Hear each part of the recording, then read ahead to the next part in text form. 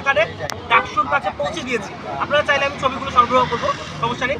তো আমাদের নির্বাচিত প্রতিনিধিদেরকে অফিসিয়ালি আমরা জানিয়েছিলাম এবং আমরা ভেবেছিলাম যে আমরা 7 দিন অপেক্ষা করি, আমাদের প্রতিনিধিরাই আমাদের কাজ করবে। কিন্তু গত 7 দিনে আপনারা দেখছেন ডাকসুর ব্যাপারে কোনো বিবৃতি দেয় নাই।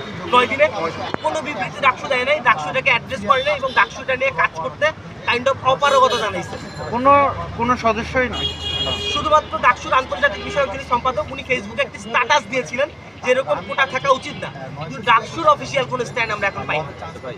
আপনারা বলছেন আপনাদের বিশ্ববিদ্যালয়ের কেউ আপনাদের কথা শুনছে না, পাঁচশো কোটাতে যারা ভর্তি তাদের সংখ্যাটা তো অনেক সীমিত। তো সেই জায়গা থেকে মানে আপনাদের কি এটা আমাদের সাধারণ শিক্ষার্থীদের চাইতে ওই সীমিতটাই প্রশাসন বা ডাকসুর কাছে বেশি প্রাধান্য পাচ্ছে? আচ্ছা, আপনি দেখেন প্রশাসন, আমরা ডাকসুকে কেমন চেয়েছিলাম? আমরা ডাকসুকে চেয়েছিলাম শিক্ষার্থী বান্ধব ডাকসু, বাট আমরা এখন দেখছি ডাকসু হয়ে গেছে প্রশাসন বান্ধব এবং ভিসি বান্ধব ডাকসু। ডাকসু যে এই নেগোসিয়েশনগুলো করবে, এটার জন্য তো সে ডাকসু ছাত্রদের প্রতিনিধি, বাট আমরা এখন পর্যন্ত এই নেগোসিয়েশনটা বোল্ডলি করতে দেখি নাই।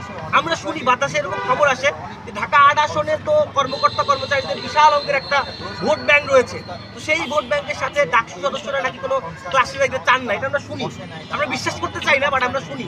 তো আমরা যদি দেখি ডাকসু কোনো পদক্ষেপ নিচ্ছেন না, তাহলে আমরা এটা বিশ্বাস করতে বাধ্য হব এবং আমরা মনে করবো যে শিক্ষার্থীদের থেকে তাদের কাছে কর্মকর্তা কর্মচারী এবং তাদের আত্মীয় স্বজন বাচ্চা কাচ্চাদের ভোট ব্যাংক বেশি গুরুত্বপূর্ণ। রাকিব রহমান, আমি ডিজাস্টার ম্যানেজমেন্ট 21-22 দৌড় লক্ষণ।